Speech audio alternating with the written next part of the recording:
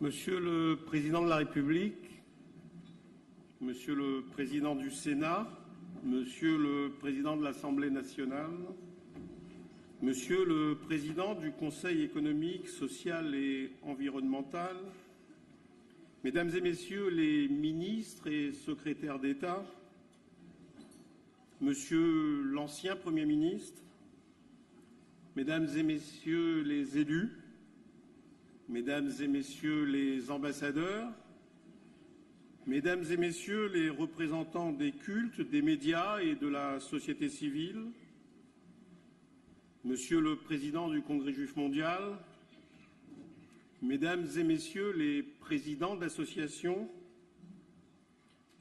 et avec votre permission, Monsieur le Président, je voudrais adresser un salut particulier à Beat et Serge Klarsfeld et à Arnaud Klarsfeld,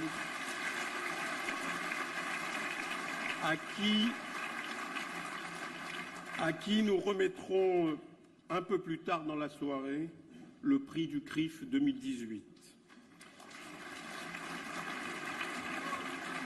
Je voudrais enfin, avec votre permission, saluer la présence à mes côtés des 3 présidents du CRIF qui m'ont précédé, Henri Agenberg, Richard Prasquier et Roger Kuckerman.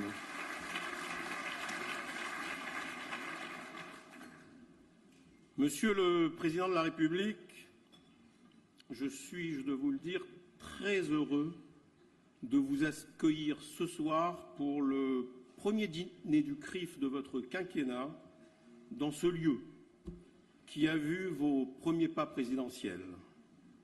Votre discours, ici même, le soir du 7 mai, a marqué la fin d'une séquence peu réjouissante, celle qui vit 2 extrémistes dans le carré de tête au premier tour de l'élection présidentielle. C'était il y a 10 mois. Cela peut sembler loin, mais la France et l'Europe auraient pu s'engager alors vers un funeste destin. Une toute autre musique résonne aujourd'hui. L'économie mondiale va mieux. L'Europe, malgré les crises et les populismes, avance à nouveau. Quant à la France, elle est great again. L'espoir et la confiance sont de retour. Incontestablement, cela nous réconforte, mais ne nous réjouissons pas trop vite. Beaucoup de nos compatriotes sont encore sur le bord du chemin, frappés par le chômage ou angoissés par un monde qui ne cesse de changer. Et nous tous, nous vivons encore avec la menace terroriste. Le recul de Daesh n'y change rien. Durant la seule année 2017, plus de 100 attentats commis au cri d'Allahu Akbar ont frappé les 5 continents. Istanbul, Manchester, Jérusalem, Bagdad, Barcelone, New York, Mogadiscio et Marseille. Marseille où 2 jeunes femmes, Morane et Laura, sont tuées dans une attaque au couteau à la gare Saint-Charles. Et enfin Paris. Paris où 2 militaires sont attaqués à la machette, ici même au carrousel du Louvre.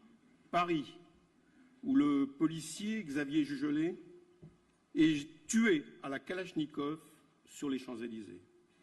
Paris où le 4 avril au matin, le corps sans vie d'une femme de 66 ans gît dans la cour intérieure de l'immeuble qu'elle habite, au 26 rue Vaucouleurs, dans le 11e arrondissement.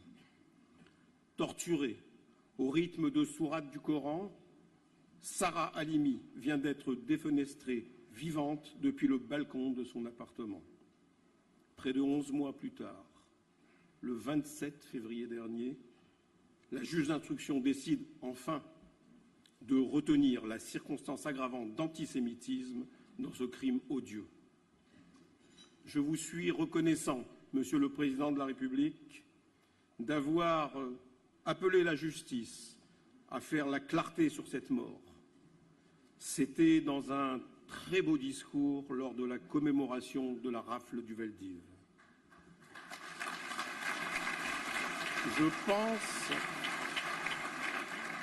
Je pense ce soir à ses enfants et à sa famille. Nous resterons à leur côté. Aussi, j'ai décidé que le CRIF se constituera partie civile pour que le procès à venir soit bien sûr le procès de l'assassin de leur mère, mais aussi le procès de l'antisémitisme qui tue encore en France.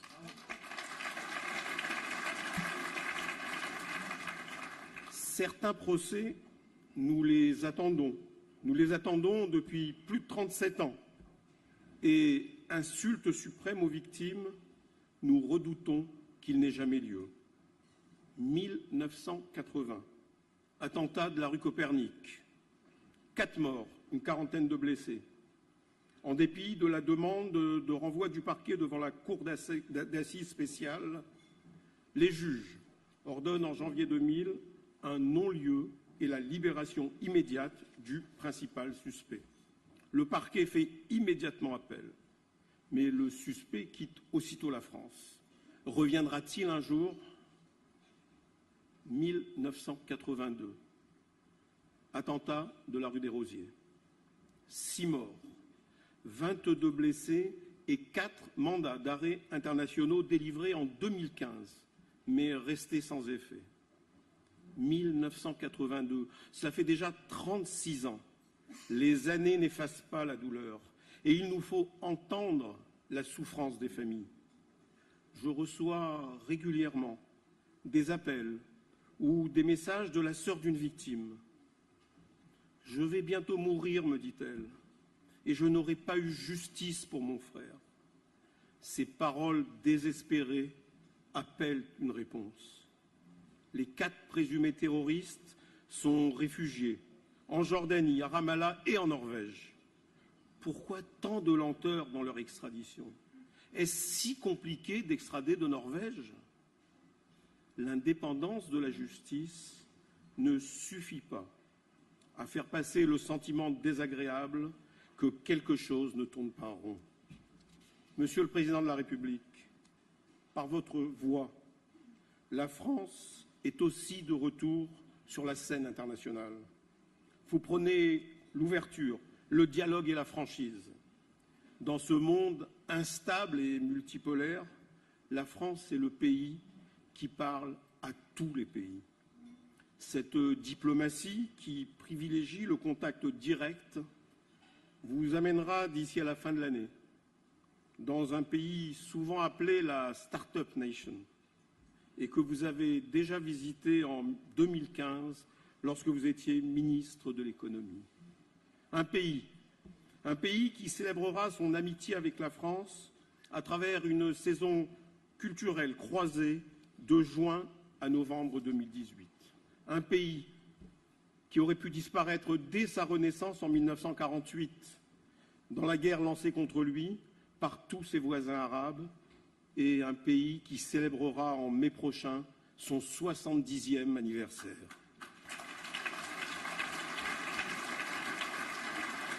Un pays, si l'on en croit un magazine pour enfants, qui ne serait pas un vrai pays et qui serait de surcroît comparable à la Corée du Nord.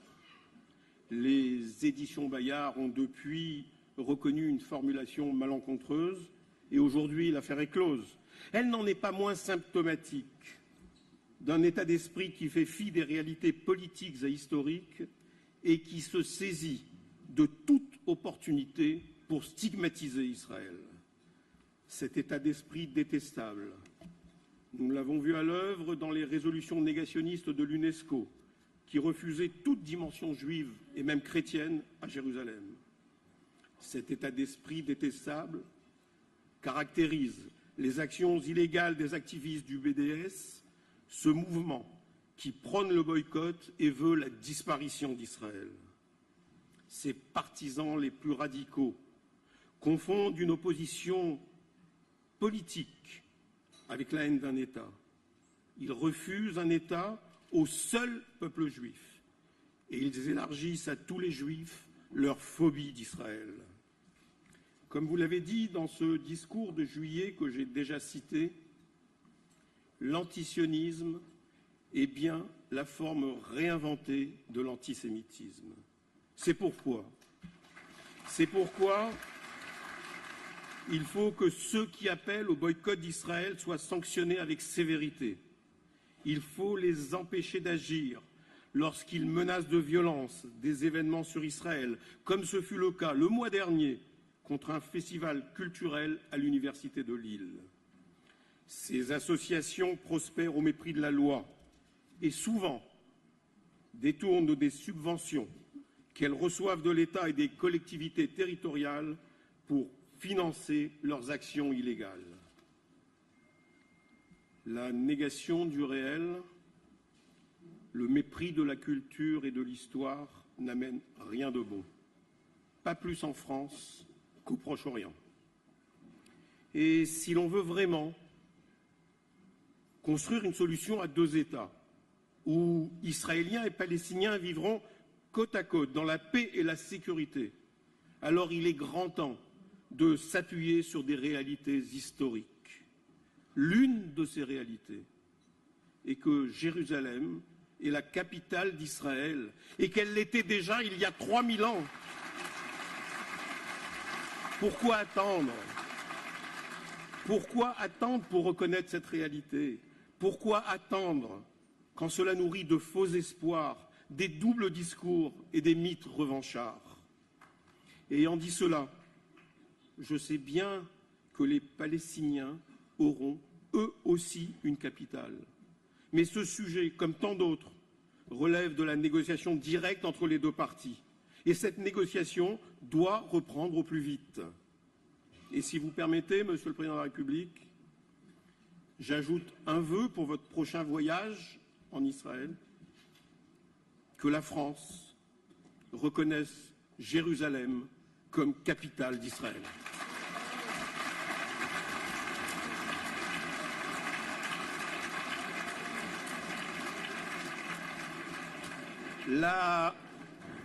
La négation du réel, disais-je, n'amène rien de bon, pas plus en diplomatie que dans les affaires intérieures de l'État. Monsieur le Président, avec d'autres en France et en Europe, nous tirons la sonnette d'alarme depuis des années. Des choses commencent enfin à bouger.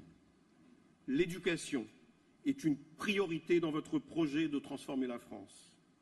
Il est bien sûr trop tôt pour parler de résultats, mais nous nous réjouissons de plusieurs initiatives.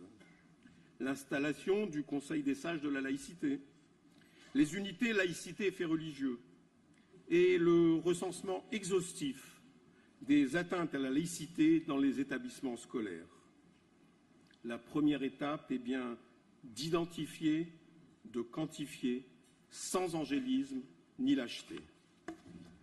Il est grand temps de sortir des postures idéologiques, celles du déni et de l'excuse, comme celles des fantasmes et des peurs.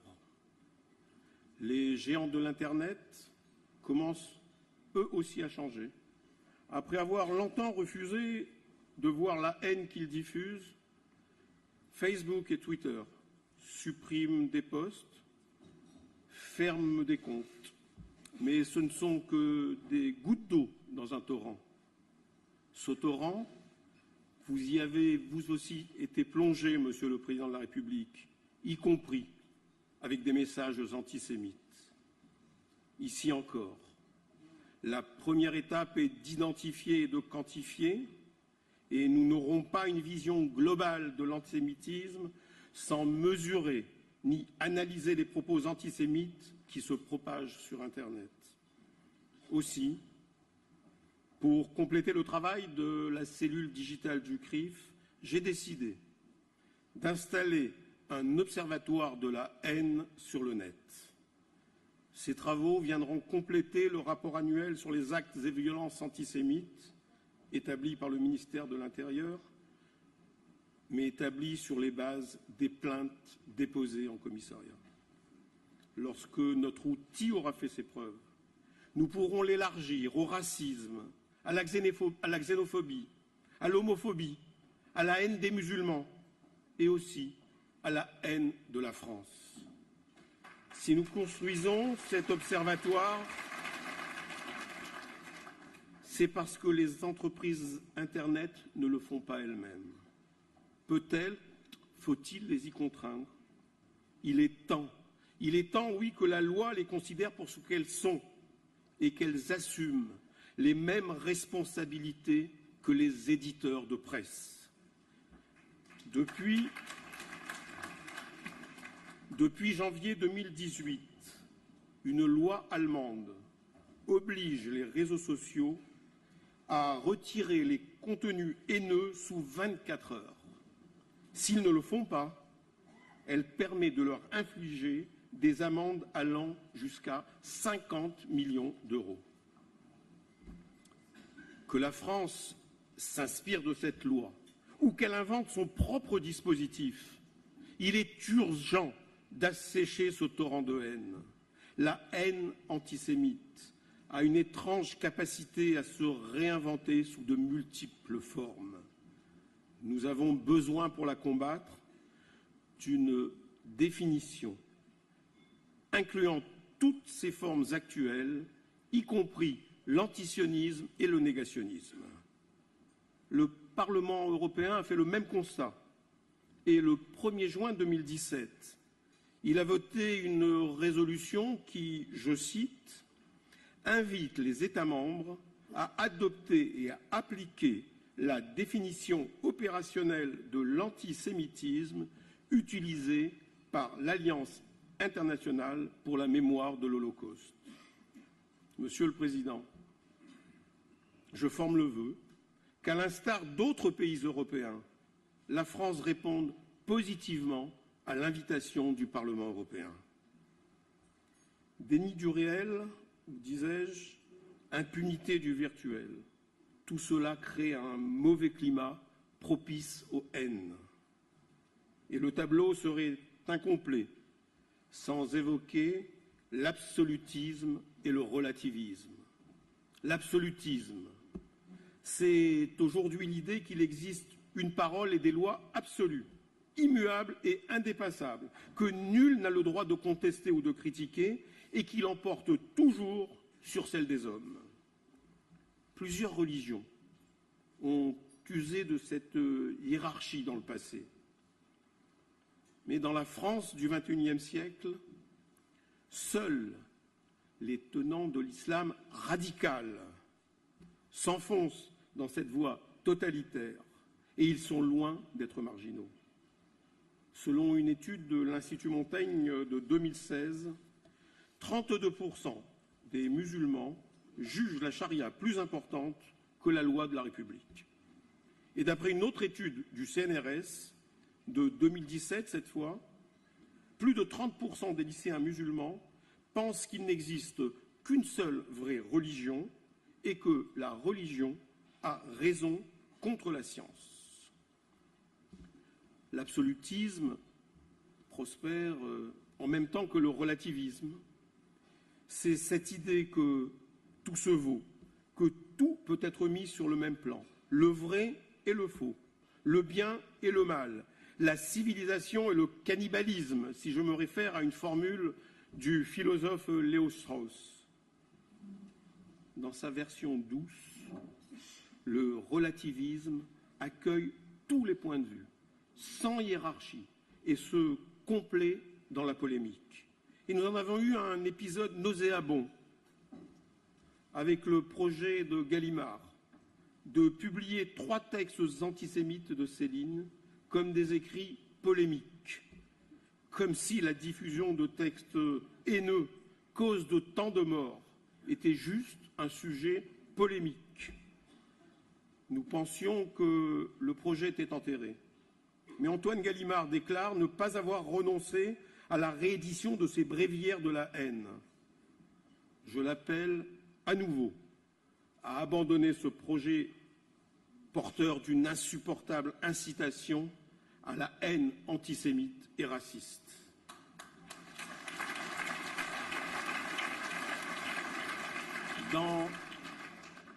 Dans sa version dure, le relativisme dévoie la liberté d'expression et la liberté religieuse pour faire une place à des discours extrémistes ou fanatiques ou à des thèses contraires à la science ou à la démocratie. Et c'est à force de relativiser et de tout mettre sur le même plan que la société française s'est divisée en janvier dernier, au moment de commémorer l'attentat contre Charlie Hebdo. Et c'est dans ce mauvais climat que l'antisémitisme prospère dans notre pays. Plusieurs analyses lui ont été consacrées. Elles dessinent toutes un étau. Nous, Français juifs, sommes à l'intérieur de cet étau qui nous écrase et qui nous fait mal. Parce que oui, ça fait mal quand nous sommes pris entre l'antisémitisme traditionnel, surreprésenté à l'extrême droite, et l'antisémitisme antisioniste, surreprésenté à l'extrême gauche. Oui, ça fait mal quand nous sommes coincés entre l'antisémitisme musulman très présent chez les 15 à 25 ans et le statut de cible privilégiée pour les terroristes islamistes. Dans la France du XXIe siècle, l'antisémitisme a déjà tué au moins à 4 reprises, en 2017, en 2015, en 2012 et en 2006. Et dans cette France qui aujourd'hui va mieux, l'antisémitisme est toujours la cause de tellement de violences. Quelques-unes frappent les esprits.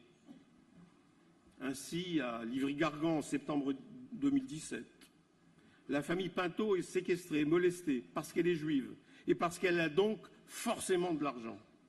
Ou encore à Sarcelles, en janvier dernier, une jeune fille de 15 ans portant l'uniforme d'une école juive est agressée. Et en février, un jeune garçon de 8 ans portant la kippa est attaqué par 2 jeunes d'une quinzaine d'années. Et la semaine dernière encore, un jeune garçon de 14 ans, frappé et insulté en sortant de la synagogue à Montmagny. Ces violences sont la partie immergée de l'antisémitisme du quotidien. Et je veux terminer ce discours en évoquant la vie et le désarroi de ceux qui le subissent. Ils habitent certains quartiers de Stein, La Courneuve, Romainville, Aulnay, Bondy, Saint-Denis, Créteil, mais aussi Paris, Marseille, Villeurbanne, Bron ou Lyon. Certains reçoivent des menaces et des balles de Kalachnikov dans leur boîte aux lettres. D'autres trouvent des tags menaçants sur leur voiture, sur les murs de leur maison ou de leur magasin, ou sur les murs de leur synagogue. Les textes se passent de commentaires. À mort les Juifs, Allahu Akbar, boum, boum, on va vous tuer. Et toujours illustrés de croix gammées. Des regards pleins d'hostilité les agressent dans les cages d'escalier. On arrache leurs mezouzotes, ces boîtiers accrochés au fronton des portes renfermant les versets de la Torah. Ils portent plainte parfois, mais pas toujours, parce que ces menaces sont quotidiennes et aussi parce qu'ils ont perdu tout espoir. Il arrive aussi que la police n'y voit pas d'antisémitisme. On entend que parfois, elle leur délivrerait ce terrible conseil « Ils vous ont repéré, partez ». Leur choix est limité. Partir, fuir, mais encore faut-il en avoir les moyens, ou endurer et souffrir. Dans la France de 2018, pas si loin d'ici, des Français juifs vivent aux aguets, la peur au ventre, pour eux et pour leurs enfants. C'est inacceptable. Contre l'antisémitisme du quotidien, nous demandons une politique de tolérance zéro, avec des sanctions exemplaires et dissuasives. Il y a ici quelque chose qui ne tourne pas rond et qui va au-delà du seul destin des Français juifs. Oui, quelque chose ne tourne pas rond lorsqu'après des menaces et des violences, la victime n'a pour seule solution que se retirer, s'effacer et partir, comme si son harcèlement était justifié. quelque chose ne tourne pas rond lorsqu'on renonce à traiter le problème et que l'on essaie seulement d'en traiter la conséquence.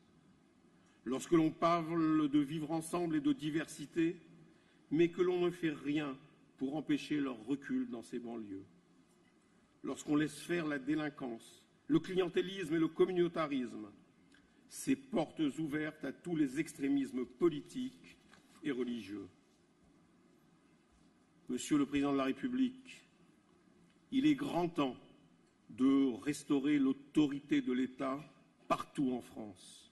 Il est grand temps de sortir des négations du réel et de mettre fin à l'impunité sur Internet.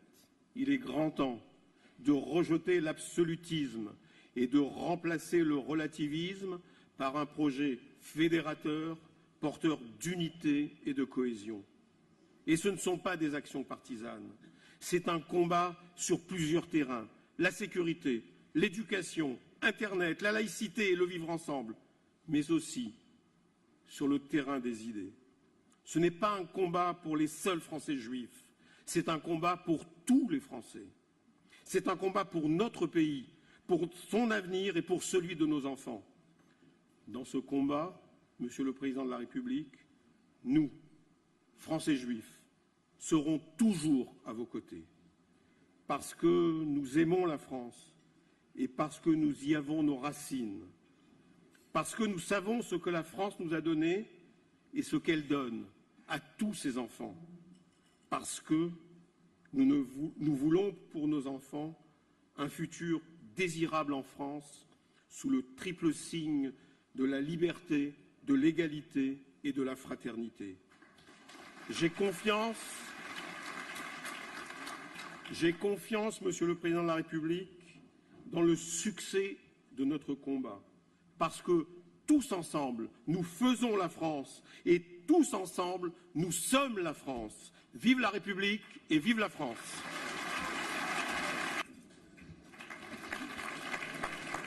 Mesdames et messieurs, Serge, Beat et Arnaud Klarsfeld incarnent depuis de nombreuses années le combat pour la mémoire de la Shoah. Avec vigueur et détermination, ils ont mené aussi une implacable chasse aux nazis. Avec minutie et patience, ils ont redonné un nom et un visage aux Juifs de France assassinés. Leur travail extraordinaire est à la fois une contribution à l'histoire et à la mémoire. Le CRIF est honoré de leur présence à nos côtés et je suis honoré de remettre à Beat, Serge et Arnaud le prix du CRIF 2018.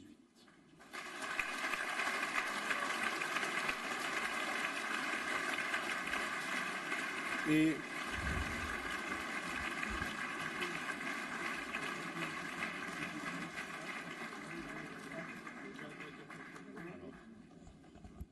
je commence à dire quelques mots de remerciement et merci beaucoup mes amis pour ce prix, les CRIF, et je le reçois aussi, vous le savez, en tant qu'Allemande, parce que c'est en tant qu'Allemande que j'ai mené mon combat.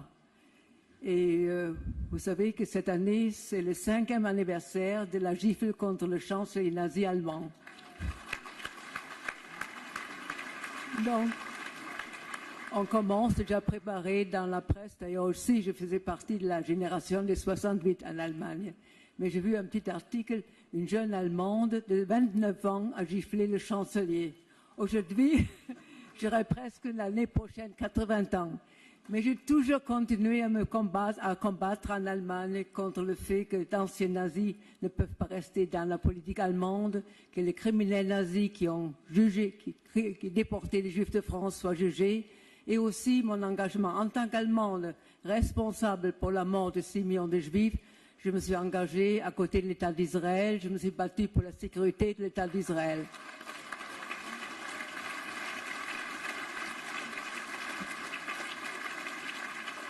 Donc merci et j'espère que ce prix me permet de me battre jusqu'à 120 ans. Merci.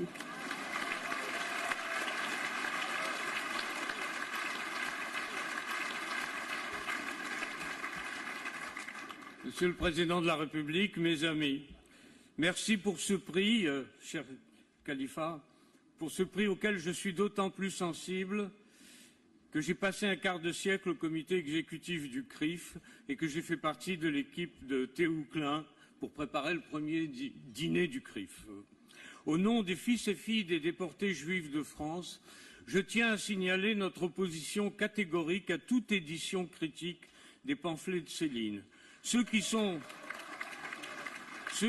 favorables à une édition critique se font consciemment ou non les alliés objectifs de nos ennemis anti-juifs. Le public ne s'intéresse pas au pourquoi de l'antisémitisme de Céline.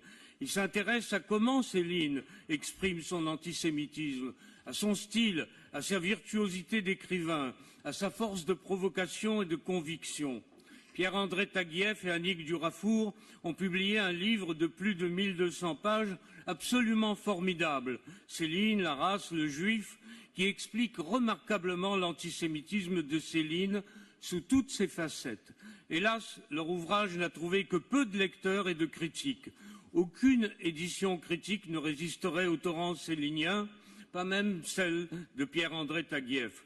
Soyez assurés que les auteurs de textes anti-juifs pourraient s'en donner à cœur joie si les pamphlets de Céline étaient publiés et légitimés par un éditeur prestigieux qui, dans cette bataille, porte comme oriflamme les textes les plus haineux de la littérature française. Comment les Soral et les Dieudonné pourraient être sanctionnés par la loi puisque leurs écrits sont loin d'atteindre l'abjection de ceux de Céline? Les extraits des pamphlets de Céline diffusés parmi les jeunes tentés d'agresser les juifs qui portent une kippa renforceraient leur judéophobie. Pourquoi, aujourd'hui, après tant d'agressions juives, verser de l'huile sur le feu?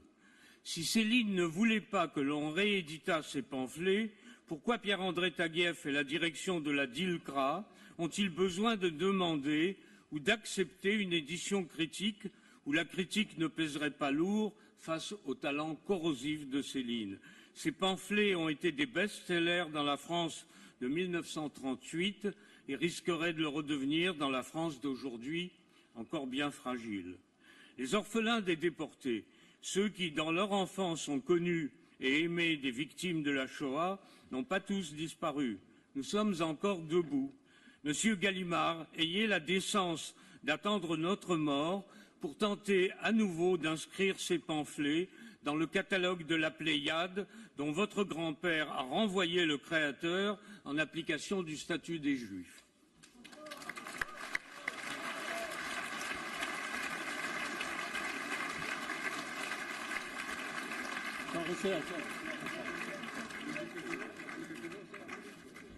Pour féliciter les récipiendaires du prix